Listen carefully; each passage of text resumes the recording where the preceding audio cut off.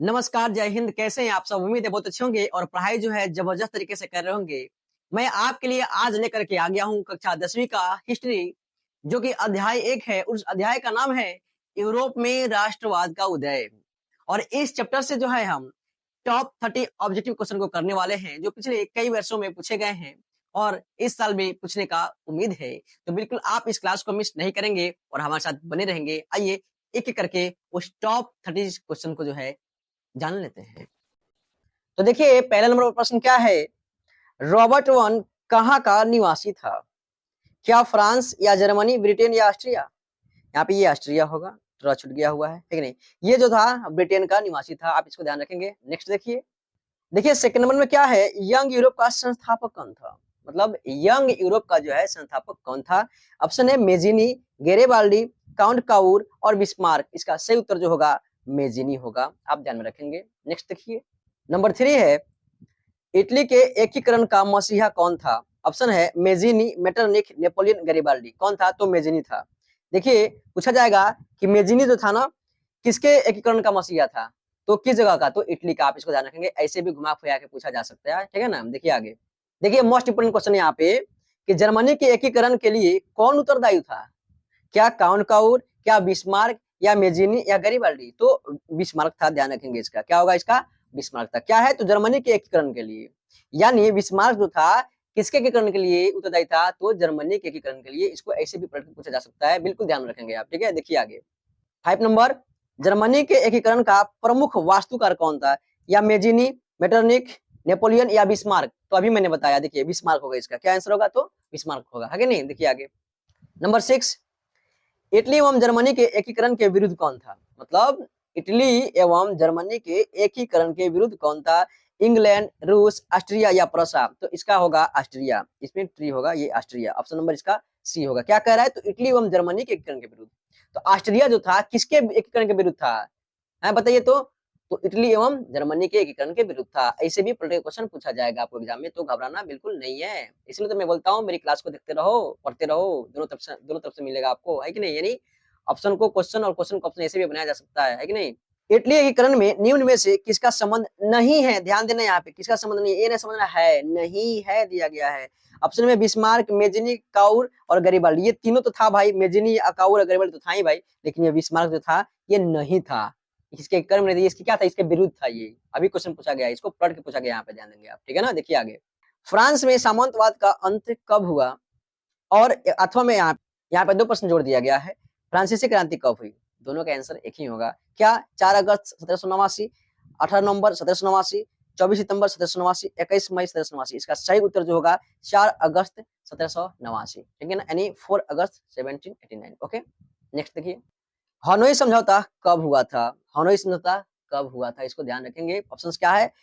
1942, 1943, 1944, 1946? क्या होगा सही उत्तर इसका? तो इसका सही उत्तर जो होगा 1946 होगा। ध्यान रखेंगे आप, इसका सही उत्तर क्या होगा? 1946 होगा, यानी 1946। यानी देखिए अगर आपको याद ना हो ना, तो आप याद रखेंगे हनोई समझौता हमारे देश आजाद होने से 1 साल पहले हुआ था। सीधी सी बात है। यानी देश आजाद कब हुआ था? कमेंट करो फटाफट फटाफट, जल्दी से, भूलना नहीं है।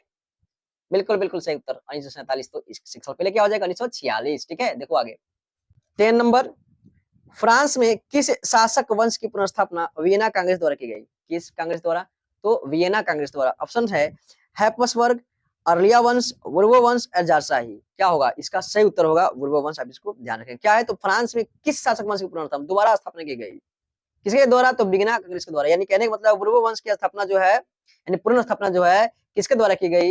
यहाँ पे पार्टी का नाम दे देगा, तो आपको ध्यान होना चाहिए कांग्रेस। कौन कांग्रेस? तो वियना कांग्रेस द्वारा। इसको ध्यान रखेंगे आप, ठीक है?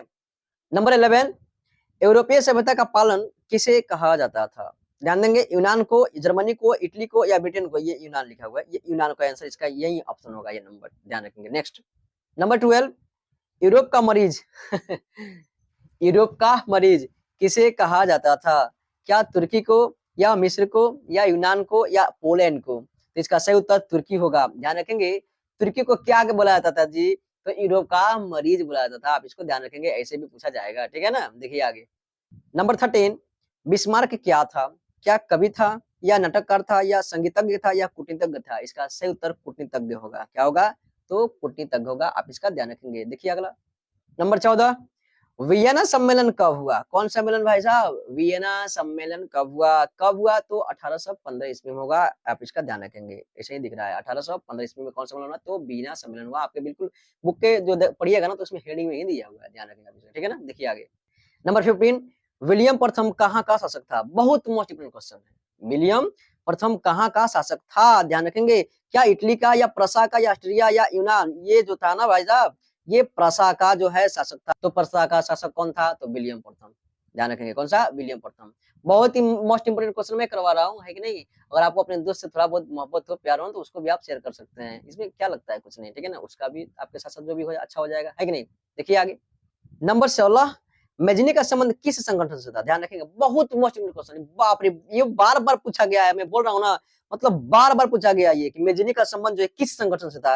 क्या लाल सेना से या कार्बोनरी से या फिलिक हेटारिया से या डायट से? इसका सही उत्तर होगा कार्बोनरी, ऑप्शन नंबर बी। ध्यान रखेंगे आप इसका, बहुत बार पूछा गया है। यानी कह रहा है मेजनी का संबंध जो है किस संगठन से था? तो कार्बोनरी से। ध्यान रखेंगे, यानी कार्बोनरी का संगठन किससे था? तो मेजनी से। ऐसे भी पूछा जा सकता है, आप इसको ध्यान रखेंगे। क्वेश्चन और ऑप्शन दोनों पर ध्यान देना है हमें, 50-50, है कि नहीं।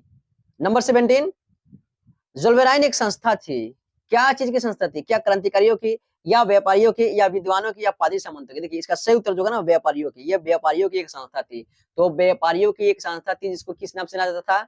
तो जुल्वेराइन नाम से जाना जाता है। आप इसको भी ऐसे करके याद रखेंगे, ठीक है। देखिए आगे नंबर 18, जर्मन राइन राज्य का निर्माण जो है किसने किया था? क्या लुई 18वां या नेपोलियन बोनापार्ट या नेपोलियन थर्ड या बिस्मार्क? इसका सही उत्तर मेरे भाई होगा नेपोलियन बोनापार्ट। यानी जर्मन राइन राज्य का निर्माण जो है किसने करवाया था? तो नेपोलियन बोनापार्ट ने करवाया था। आप इसको ध्यान रखेंगे। देखिए नेक्स्ट नंबर 19, काउंट काउर को विक्टर एमेनुअल ने किस पद पर नियुक्त किया? काउंट काउर वह होगा, यहाँ पे आप इसको सुधार लेंगे। काउंट काउर को विक्टर इमानुएल ने किस पद पर नियुक्त किया? क्या सेनापति के पद पर या फ्रांस में राजदूत के पद पर या प्रधानमंत्री के पद पर या गृह मंत्री के पद पर? इसका बहुत ही सिंपल सा है, क्या है? तो प्रधानमंत्री, ऑप्शन नंबर सी। यानी काउंट काउर को जो है विक्टर इमानुएल, यानी कहने का मतलब है विक्टर इमानुएल ने जो है किसको प्रधानमंत्री के पद पर नियुक्त किया था? तो आपका सही उत्तर होना चाहिए काउंट काउर। ऐसे भी क्वेश्चन को पूछा जा सकता है कि नहीं। और काउंट काउर को प्रधानमंत्री का पद पर जो है किसने नियुक्त किया था? तो इसका आंसर होना चाहिए विक्टर एमेनुअल। इसको 3 तरीके से पूछा जा सकता है, आप इसको ध्यान रखें। इसलिए तो मैं बोल रहा हूँ हमारे चैनल को सब्सक्राइब कर लीजिए, क्योंकि मैं आपके लिए बहुत मोस्ट इंपोर्टेंट लेकर के आते रहता हूँ ना। हर एक सब्जेक्ट का ऑब्जेक्टिव हो, सब्जेक्टिव हो, बहुत सारी चीजें हो, या बीएससी हो या सीबीएसई हो, कोई फर्क नहीं पड़ेगा, बाइलिंगुअल लेकर के आता हूँ। लेकिन जाके प्लेलिस्ट में चेक कर लो फिर, है कि नहीं। देखो आगे नंबर 20, रक्त एवं लौह की नीति का अवलंबन किसने किया था? क्या मेजिनी या हीटर या बिस्मार्क या विलियम? कौन किया था भाई? तो इसका सही उत्तर होगा बिस्मार्क ने किया था। यानी बिस्मार्क ने जो है रक्त एवं लौह की नीति का जो है अवलंबन किया था। यानी रक्त एवं लौह की नीति का अवलंबन किसने किया था? तो आपका सही उत्तर होना चाहिए बिस्मार्क ने किया था, ठीक है। नेक्स्ट देखिए नंबर 21, फ्रैंकफर्ट की संधि कब हुई थी? बाप रे, बहुत मोस्ट इंपोर्टेंट क्वेश्चन, बार बार पूछा जाने वाला प्रश्न है ये, बिल्कुल ध्यान में रखना इसको। क्या 1863, 1864, 1871, 1872? इसका सही उत्तर जो होगा 1871 होगा। आप इसको ध्यान रखना, क्या होगा? तो 1871, ठीक है। नंबर 22, गरीबाल्डी पेशे से क्या था? क्या सिपाही था या किसान था या जमींदार था या नाविक था? तो नाविक था, ध्यान रखना आप। क्या था? तो नाविक था। ये भी बार बार पूछा गया प्रश्न है कि नहीं। नंबर 23, वार एंड पीस किसकी रचना है? बार बार पूछा गया प्रश्न है, बहुत ही मोस्ट इंपोर्टेंट प्रश्न है भाई, इसलिए मैं इसको श्रेणी में रखा हूँ टॉप 30 के, ठीक है। देखना क्या है, तो कार्ल मार्क्स है कि लियो टॉल्स्टॉय है कि दोस्तोयेवस्की की एंजल्स है? इसका सही उत्तर जो होगा लियो टॉल्स्टॉय होगा। आप इसको ध्यान रखना, क्या होगा? तो लियो टॉल्स्टॉय।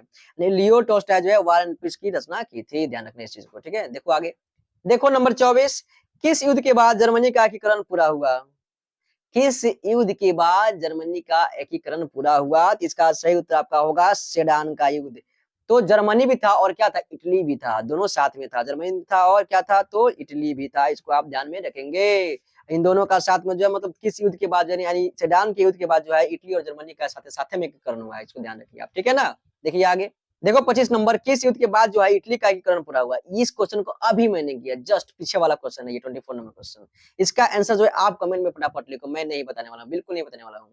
फिर से वीडियो जो है सिक करो, पीछे की तरफ भगाओ और देखो, और इसका ऑप्शन जो है आप सही करो और कमेंट करो फटाफट, मैं पक्का नहीं बताऊंगा, ठीक है। चलो आगे नंबर 26, सन 1870 में जो है फ्रांस और प्रसा के बीच युद्ध कहाँ हुआ था? देखो कहाँ से प्रश्न पूछ गया, कहाँ हुआ था भाई, गजब। क्या सेडान में या सेडोवा में या साइडान में या फ्रैंकफर्ट में? भाई साहब ये होगा इसका सही उत्तर सेडान, इस सेडान में ही हुआ था, आप इसको ध्यान रखेंगे। कहाँ हुआ था? तो सेडान में हुआ था। देखिए नंबर 27, मार्च 1946 में फ्रांस तथा वियतनाम के बीच, कब? मार्च 1946 में फ्रांस तथा वियतनाम के बीच होने वाला समझौता किस नाम से जाना जाता है? इसके बारे में मैं पहले ही चर्चा कर चुका हूँ। ठीक है, इसका सही उत्तर जो होगा कौन सा होगा? क्या तीन होगा, कैटन होगा, होचिमिन? इसमें लिखा हुआ है इनमें से कोई नहीं, क्योंकि ऑप्शन में दिया ही नहीं है। ये होगा हनोई समझौता, हनोई समझौता। मैंने अभी पिछले क्वेश्चन में कराया है इसको, कब हुआ था, आप इसको देखना। ठीक है, देखो आगे। नंबर 28, 1830 की क्रांति के बाद फ्रांस में किस प्रकार का शासन स्थापित हुआ? यहाँ पे स्थापित होना चाहिए, यहाँ पे गलती से टाइपिंग में गलती हो गया, यहाँ पे लिखना चाहिए आपको इसको स्थापित। ओके, ठीक है। क्या संघीय शासन व्यवस्था या संवैधानिक राजतंत्र या निरंकुश राजतंत्र या गणराज्य? ये भी यहाँ पे गलती है, ठीक है ना। इसका सही उत्तर जो होगा संवैधानिक राजतंत्र होगा, आप इसका ध्यान रखेंगे। देखिए नेक्स्ट, आर्थिक संकट के कारण यूरोप में कौन सी नई शासन प्रणाली का उदय हुआ? क्या साम्यवादी? यहाँ पे साम्यवादी, यह होगा साम्यवादी शासन प्रणाली, लोकतांत्रिक शासन प्रणाली या फांसीवादी नाजीवादी या पूंजीवादी शासन प्रणाली? इसका सही उत्तर जो होगा फांसीवादी नाजीवादी होगा, इसको आप ध्यान रखेंगे। देखिए लास्ट एंड टॉप क्वेश्चन 30। देखिए प्रश्न क्या है 30 नंबर, क्रीमिया का युद्ध कब हुआ था? यानी क्रीमिया का युद्ध कब हुआ था? क्या 1840 या 45 या 1853-54 या 1856? तो इसका सही उत्तर जो होगा 1853-54 होगा। देखिए कितना जल्दी से हमने जो है टॉप 30 क्वेश्चन को क्लियर कर लिया है कि नहीं। अगर आपको थोड़ा बहुत भी अच्छा लगा हो तो वीडियो को लाइक कर देंगे, प्यारा सा कमेंट कर देंगे। मिलेंगे हम अगले क्लास में किसी नए टॉपिक के साथ, तब तक के लिए जय हिंद, मस्त रहिए, स्वस्थ रहिए और एग्जाम में तैयारी जबरदस्त तरीके से करते रहिए। Thank you.